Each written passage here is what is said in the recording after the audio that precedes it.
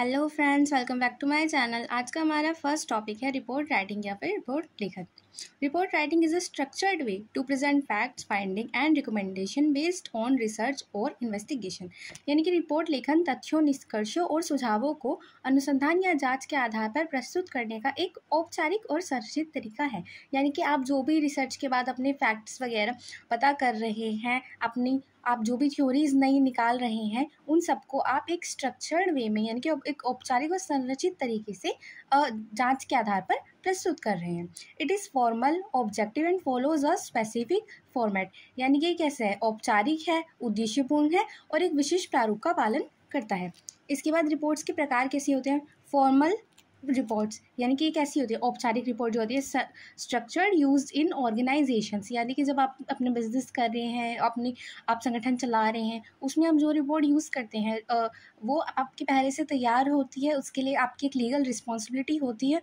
इन सबको आप एक फॉर्मल यानी कि औपचारिक रिपोर्ट कहा जाता है। इनफॉर्मल रिपोर्ट यानी कि अनौपचारिक रिपोर्ट, ये कैसी होती है? शॉर्ट, कैजुअल, लेस स्ट्रक्चर्ड, यानी कि छोटी होती है, अनौपचारिक होती है, यानी कि ऑफिशियली नहीं होती और कम संरचित होती है, यानी कि इसके बारे में पहले से ज़्यादा सोचा या तैयारी नहीं की जाती। उसके बाद आती है technical report related to science, engineering. यानी कि तकनीकी रिपोर्ट कैसी होती है? कि जो कि विज्ञान या इंजीनियरिंग से संबंधित होती है, यानी कि जिसमें आप कुछ टेक्नोलॉजी के बारे में अपना डिटेल दे रहे हैं। उसके बाद आती है प्रोग्रेस रिपोर्ट यानी कि प्रगति report, updates about ongoing work, यानी कि चल रहे कार्य की स्थिति, कि पहले कितना था, अब कितनी प्रगति हो चुकी है। इसके बाद आती है रिसर्च रिपोर्ट यानी कि शोध रिपोर्ट, बेस्ड ऑन एकेडमिक और फील्ड रिसर्च, यानी कि शैक्षणिक या क्षेत्रीय अनुसंधान पर आधारित। यानी कि जो भी आपने किसी चीज़ के बारे में रिसर्च की है किसी फील्ड में, आप उसके आधार पर जो अपनी नई कंक्लूजन या थ्योरीज निकाल रही हैं, या फिर जो भी आपका कंक्लूजन आया है, आप उसको ऑफिशियली एक रिपोर्ट के तौर पर लिख रही हैं, वो आपकी रिसर्च रिपोर्ट कहलाती है। इसके बाद आते हैं basic format of a report, यानी कि रिपोर्ट का मूल प्रारूप कैसा होता है।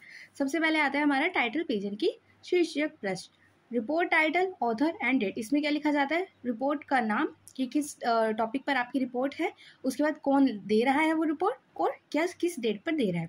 उसके बाद आते हैं टेबल ऑफ कंटेंट्स, यानी कि अनुक्रमानिकता, या फिर एक तरह से आप समझ सकते हैं इसको इंडेक्स के तौर पर। सेक्शन एंड पेज नंबर्स, यानी कि अनुभाग और पृष्ठ संख्या। इसमें यानी कि कितने सेक्शंस हैं आपके और किस पेज पर आपको क्या टॉपिक मिलेगा। इसके बाद आते हैं इंट्रोडक्शन यानी कि परिचय, यानी कि पर्पस एंड बैकग्राउंड, यानी कि उद्देश्य और पृष्ठभूमि। जैसे कि आपके जो भी टॉपिक है आप उसके बारे में अपना उसका इंट्रो देते हैं। उसके बाद बॉडी, मुख्य भाग, इसमें क्या होता है? डेटा, फाइंडिंग्स एंड एनालिसिस, यानी कि जो भी उस आपने रिपोर्ट से रिलेटेड डेटा है वो, जो भी आपने अपने निष्कर्ष निकाले हैं वो, और जो भी आपने एनालाइज यानी कि विश्लेषण किया है उन फैक्ट्स के आधार पर वो। उसके बाद आते हैं कंक्लूजन एंड रिकमेंडेशन, यानी कि निष्कर्ष और सुझाव, यानी कि आपने अपनी थ्योरी से, अपनी रिपोर्ट से क्या आंसर निकाला है, क्या आपने अपने फैक्टर रखा है इन एंड, क्या आपने नई रिसर्च की उसके बारे में, और कोई अगर रिकमेंडेशन हो वो। उसके बाद आते हैं रेफरेंसेस और अपेंडिसाइज, यानी कि संदर्भ और परिशिष्ट। इसके बाद आते हैं स्टेप्स ऑफ रिपोर्ट राइटिंग, यानी रिपोर्ट लेखन की प्रक्रिया। सबसे पहले क्या होता है? Identify the purpose of the report, यानी कि रिपोर्ट का उद्देश्य तय करें कि आप किस चीज़ पर रिपोर्ट लिखने वाले हैं, क्योंकि टॉपिक के बिना आप अपनी रिपोर्ट लिखेंगे कैसे। उसके बाद collect and organise data clearly, यानी कि जो डेटा है, डेटा को एकत्र और व्यवस्थित करें। इसके लिए अगर आप प्राइमरी डाटा यानी कि एकत्रित प्राथमिक डेटा यूज़ कर रहे हैं तो उसके लिए आपको सारी चीज़ें खुद से ढूंढनी पड़ेंगी, पर अगर आप सेकेंडरी डेटा यूज़ कर रहे हैं तो आप पहले से कलेक्ट किए हुए डेटा का इस्तेमाल कर सकते हैं। उसके बाद आप उसको अच्छे से ऑर्गेनाइज करें इन अ ऑर्डर। उसके बाद आते हैं draft the report using formal structure, यानी कि रिपोर्ट का प्रारूप तैयार करें औपचारिक संरचना के आधार पर। यानी कि जो आपकी रिपोर्ट होगी वो आप एक ऑफिशियल तौर पर बनाएंगे, तो आप उसको अच्छी तरह से बनाने की कोशिश करेंगे, आप उसको अच्छी तरह से उसकी संरचना बनाएंगे। उसके बाद edit and revise for clarity and accuracy, यानी कि स्पष्टता और शुद्धता के लिए संपादन करें। संपादन या एडिट का मतलब होता है अगर आपको लग रहा है कि कुछ एरर्स हैं, आपने अपनी रिपोर्ट दोबारा पढ़ी, दोबारा उसको चेक किया है, जो आपको गलत लग रहा है आप उसमें उसको ठीक कर रहे हैं, और जैसे कोई वर्ड हो गया, कोई स्पेलिंग एरर हो गया, आप उन सबको करेक्ट कर रहे हैं, तो वो आपकी एडिटिंग या संपादन कहलाता है। उसके बाद फाइनलाइज एंड इंक्लूड रेफरेंसेस, यानी कि अंतिम रूप दें और संदर्भ जोड़ें, यानी कि आपकी क्या रेफरेंस है आपका, उन सबको जोड़ें और अपनी रिपोर्ट को एक अंतिम रूप दें। यानी कि जो पहले आपकी रिपोर्ट थी वो ड्राफ्ट रिपोर्ट कहलाएगी, पर जब वो एडिट हो चुकी है, जो आपने फाइनलाइज कर दिया है कि आपकी अंतिम रिपोर्ट है, वो आपकी फाइनल रिपोर्ट बन जाएगी। उसके बाद आते हैं writing a report meeting format requirement, यानी कि प्रारूप के अनुसार रिपोर्ट लिखना। A report must follow a professional format including headings, paragraphs, visuals and references। यानी कि रिपोर्ट में क्या होना चाहिए, शीर्षक होना चाहिए, अनुच्छेद होना चाहिए, दृश्य सामग्री यानी कि विजुअल्स, जैसे कि आप समझ सकते हैं पिक्चर जो भी इससे रिलेटेड हो, फोटोज एंड संदर्भ शामिल होने चाहिए। Content must be relevant, factual and structured, यानी कि जो सामग्री है वो प्रासंगिक, तथ्यात्मक और संरचित होनी चाहिए, यानी कि उसी टॉपिक से रिलेटेड होना चाहिए। जो भी आपने डेटा दिया है अपना, वो फैक्ट्स के आधार पर होना चाहिए, यानी कि तथ्यात्मक होना चाहिए और संरचित होना चाहिए। इसके बाद आती है importance of visuals in report, यानी कि रिपोर्ट्स में दृश्यों का क्या महत्व है, यानी कि दृश्य सामग्री का क्या महत्व है, यानी कि जो अपनी रिपोर्ट्स में पिक्चर्स वगैरह इंक्लूड करते हैं उससे क्या होता है, makes data easy to understand, आंकड़ों को समझने में आसान बनाता है। जैसे कि अगर आपको दो चीज़ों को कंपेयर करना है, अगर आप वहाँ पे ग्राफ का इस्तेमाल कर रहे हैं तो काफ़ी ज़्यादा ईजी रहेगा। आप अगर नंबर्स में शायद लोगों को ना समझ आए, पर ग्राफ से जल्दी समझ आ जाएगा। इनहेंस विजुअल अपील, यानी कि दृश्य आकर्षण बढ़ाता है, क्योंकि लोग थ्योरीज के कंपैरिजन में विजुअल्स पे ज़्यादा प्रभावित होते हैं, उनकी तरफ ज़्यादा ध्यान जाता है compare to written.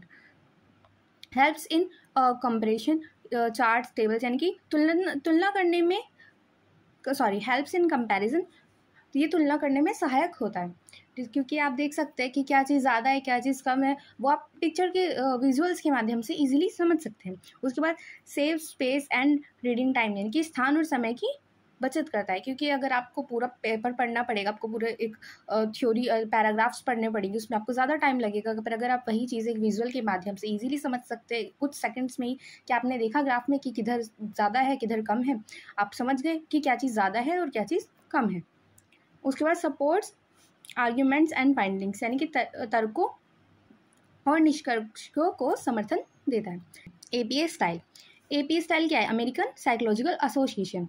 APA style is used to cite sources formally in academic and business reports, यानी कि APA शैली का प्रयोग शैक्षणिक और व्यावसायिक रिपोर्टों में स्रोतों को औपचारिक रूप से संदर्भित करने के लिए किया जाता है। यानी कि आपने जो डेटा कलेक्ट किया है, क्या आपके सोर्सेज रहे हैं, आप उनको एक औपचारिक तौर पर एक स्ट्रक्चर्ड वे में संदर्भित करें।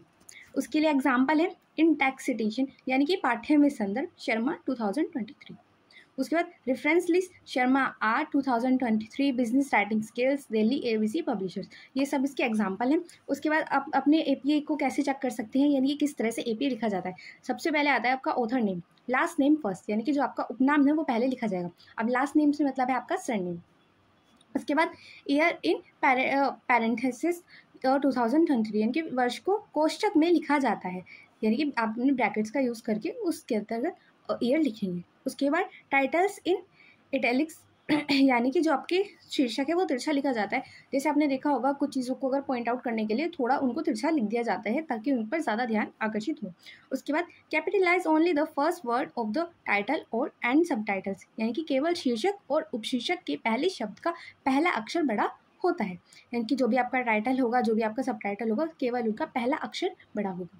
उसके बाद use headings indent in reference list, यानी कि संदर्भ सूची में हेडिंग इंडेंट का उपयोग करें। आई होप अब आपको आज का वीडियो अच्छा लगा होगा। Thank you for watching.